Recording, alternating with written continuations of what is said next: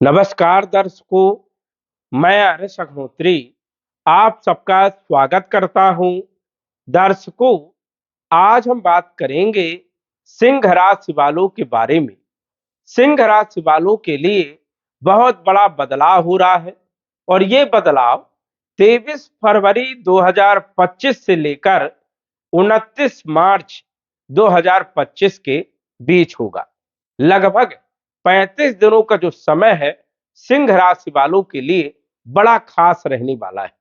ये समय परिस्थितियों को बदलने का काम करेगा और यदि पिछले लंबे समय से परेशानियां चल रही थी, कोई काम नहीं बन रहा था, योजनाएं असफल हो रही थी, डिले हो रहा था कार्यों में, या कैरियर को लेकर के समस्या थी, या स्वास्थ्य को लेकर के समस्या थी, या लव लाइफ को लेकर के समस्या थी, या वैवाहिक जीवन को लेकर के समस्या थी, या अन्य कार्यों को लेकर के कोई न कोई समस्या थी, तो समझिए कि 23 फरवरी 2025 से बड़ा बदलाव देखने को मिलेगा।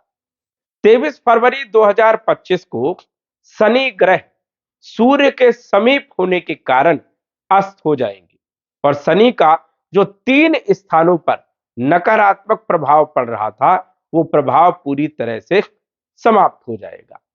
कौन से क्षेत्र पर शनि का नकारात्मक प्रभाव था, क्या सावधानी रखना है, क्या उपाय करना है, क्या क्या आपको लाभ हो सकते हैं, विस्तार से जानेंगे। तो आइए जानते हैं। उससे पहले यह समझिए कि यह फलादेश चंद्र राशि पर आधारित है। नाम राशि के आधार पर भी जान सकते हैं और लग्न राशि के आधार पर भी जान सकते हैं। तो आइए जानते हैं विस्तार से और सटीक जानकारी बताने का प्रयास करेंगे। लंबे समय तक वीडियो पर बने रहें, वीडियो को अंत तक जरूर देखें। सूर्य और शनि दोनों की युति जो है सप्तम भाव में 23 फरवरी 2025 को जो है एक निश्चित डिग्री पर होगी। शनि जो है 15 डिग्री के अंदर सूर्य के समीप होने के कारण अस्त हो जाते हैं और सूर्य के प्रकाश से सभी ग्रह प्रकाशित होते हैं, लेकिन सूर्य के पास इतना तेज है कि कोई ग्रह राहु केतु को छोड़ करके बर्दाश्त नहीं कर पाता और अपनी शक्ति का प्रदर्शन नहीं कर पाता। वो निर्बल हो जाता है, नकारात्मक प्रभाव नहीं दे पाता है और इसी प्रकार शनि का भी रहेगा। शनि जो है सूर्य के समीप होने के कारण लगभग 35 दिनों तक किसी भी प्रकार का कोई नकारात्मक प्रभाव नहीं दे पाएंगे। शनि की जो 3 दृष्टियां होती है, जो कि आपकी कुंडली के अनुसार से, आपकी राशि के अनुसार से भाग्य भाव में तीसरी दृष्टि पड़ रही है, सप्तम दृष्टि आपके लगन भाव में, आपके राशि में, और दसम दृष्टि चौथे भाव में पड़ रही है और इन 3 भावों से ही अच्छे परिणाम देखने को नहीं मिल पा रहे। जैसे भाग्य का साथ नहीं मिल रहा है, लक का साथ नहीं मिल रहा था और पिता के साथ संबंध उतने कोई खास अच्छे नहीं रहे। जो भी काम करने जा रहे थे वो काम बन नहीं रहा था, डिले बहुत हो रहा था और एंड टाइम पर जो है कोई ना कोई समस्या आ जा रही थी। सप्तम दृष्टि राशि पर लगन भाव में होने के कारण स्वास्थ्य को लेकर के भी समस्या चल रही थी कई लोगों को। वही कॉन्फिडेंस कभी लो हो रहा था, कभी हाई हो रहा था, कोई विशेष अपॉर्चुनिटी नहीं मिल रही थी।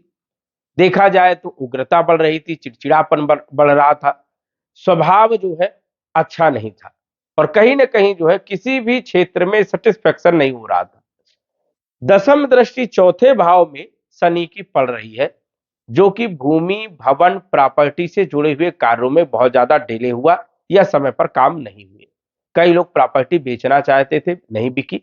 कई लोग खरीदना चाहते तो समय पर अच्छी प्रॉपर्टी नहीं मिली।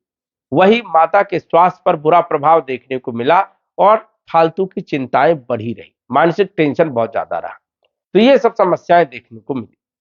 अब जो है शनि की जो तीसरी दृष्टि भाग्य भाव में पड़ रही है, इसका कोई प्रभाव नहीं रहेगा क्योंकि शनि अस्त रहेंगे, निर्बल रहेंगे, कोई भी प्रभाव नकारात्मक देखने को नहीं मिलेगा।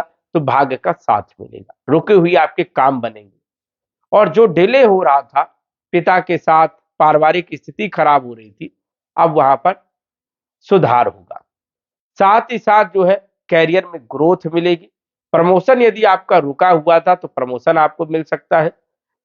नौकरी की दिक्कत थी, नौकरी मिल नहीं रही थी, छूट गई थी, तो नौकरी मिलने के योग भी बनते हैं। और व्यापारिक स्थिति में भी जो है सुधार देखने को मिलेगा। स्वास्थ्य में चल रही समस्या दूर होगी और कॉन्फिडेंस भी बहुत अच्छा रहेगा।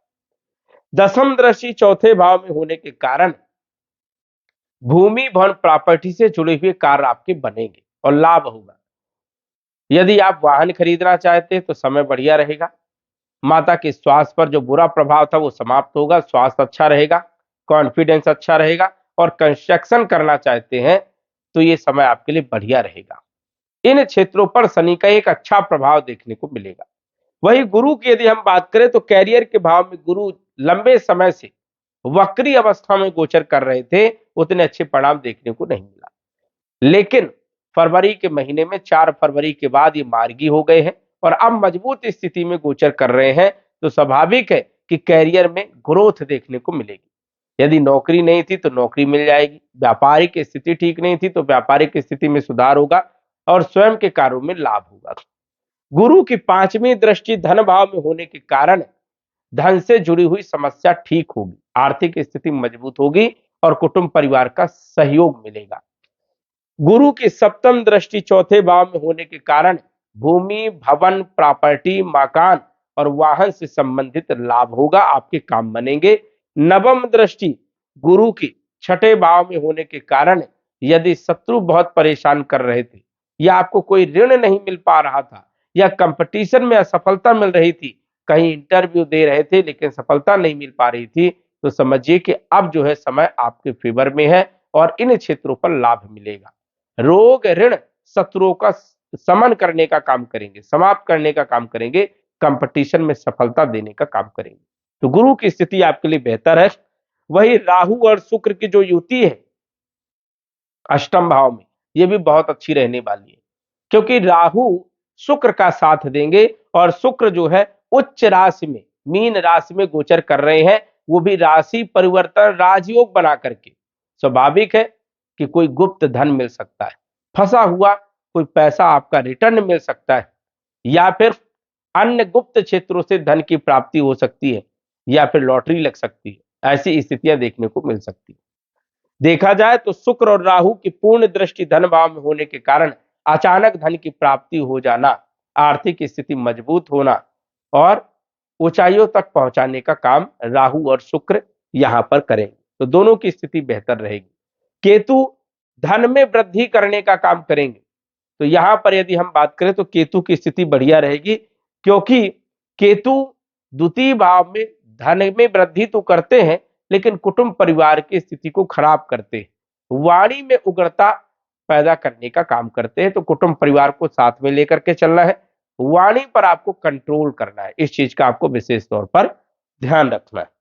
वही बुध के बारे में बात करें, बुध जो है आपके द्वितीय भाव के मालिक है, धन भाव के मालिक है और लाभ भाव के मालिक है। बुध आदित्य राजयोग बना करके गोचर कर रहे हैं, बुद्धि बढ़िया रहेगी, व्यापार बढ़िया रहेगा, आय में वृद्धि होगी और धन के योग बनेंगे, आर्थिक स्थिति मजबूत होगी, व्यापारिक स्थिति बढ़िया रहेगी, पार्टनरशिप में लाभ मिलेगा और वही वैवाहिक जीवन में चल रही समस्या भी समाप्त होगी, दैनिक आय में वृद्धि करने का काम करेंगे।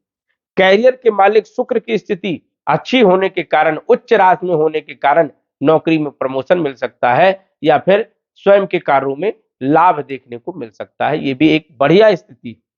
मंगल लाभ भाव में गोचर कर रहे हैं, जो कि मंगल आपके चौथे भाव के मालिक है, भाग्य भाव के मालिक है और लाभ भाव में मंगल अच्छे परिणाम देते हैं, मतलब भाग्य का साथ भी मिलेगा, भूमि भवन प्रॉपर्टी में लाभ मिलेगा, आय के माध्यम आपके बढ़ेंगे। तो मंगल की स्थिति भी आपके लिए आने वाले समय के लिए बढ़िया रहने वाली है। सूर्य आपके लगन के स्वामी है, राशि के स्वामी और सप्तम भाव में गोचर करेंगे, अपने भाव को पूर्ण दृष्टि से देखेंगे तो स्वास्थ्य बढ़िया रहेगा, कॉन्फिडेंस बहुत अच्छा रहेगा, सरकारी क्षेत्रों से लाभ हो सकता है, प्रमोशन मिल सकता है सरकारी नौकरी वालों को, या फिर सरकारी क्षेत्र से जुड़े हुए कोई काम कर रहे हैं तो उसमें भी अच्छा लाभ देखने को मिलेगा, ये स्थिति बेहतर होगी। कुल मिलाकर के ग्रहों की स्थिति बढ़िया है, आपको लाभ जरूर देखने को मिलेगा, लेकिन यहां पर ध्यान रखना है कि कुंडली में चल रही महादशा अंतरदशा का प्रभाव सबसे ज्यादा होता है। यदि महादशा अंतरदशा योग कारक ग्रहों की चल रही है तो यह बदलाव जरूर होगा और कहीं ना कहीं आपको हर क्षेत्र में लाभ देखने को मिलेगा। लेकिन यदि कुंडली में चल रही महादशा अंतरदशा मारक ग्रहों की है या फिर राहु केतु शनि की है तो बदलाव कम देखने को मिलेगा। सटीक जानकारी के लिए कुंडली का विश्लेषण करवा सकते हैं और सटीक उपाय का भी पता लगा करके अपने ग्रहों को बेहतर कर सकते हैं। तो दर्शकों, आज बस इतना ही। धन्यवाद। यदि आप अपनी कुंडली का विश्लेषण घर बैठे करवाना चाहते हैं तो दिए गए व्हाट्सएप नंबर से संपर्क करें। साधारण फीस जमा करके आप अपनी कुंडली का विश्लेषण फोन के माध्यम से घर बैठे ही करवा सकते हैं और जान सकते हैं अपने भूत, भविष्य और वर्तमान के बारे में। धन्यवाद।